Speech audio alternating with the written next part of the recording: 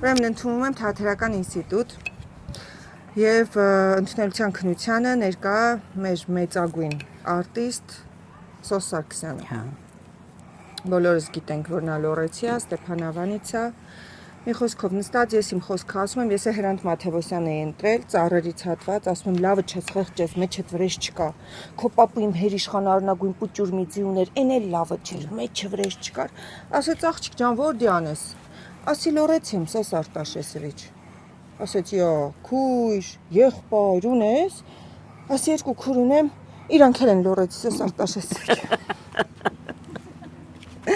Ասեց է շաշին տարեք իմ կուրս։ Տեն շաշ ընդունվել եմ աղոնտետ։ Սարգսյանը զգաց այդ միամիտ շաշությունը, որ ասում է, երկու քուրն եմ իրանք էլ են լոռեցի։ Դե պարզա, չէ, ասենք, պարզա, որ եթե դու լոռեցի ես, քրերդ էլ են լոռեցի։ Ասեց է շաշին ենա տարեք իմ կուրս, տենց եմ ընդունվել Թատերական ժողովուրդ ջան, շաշ։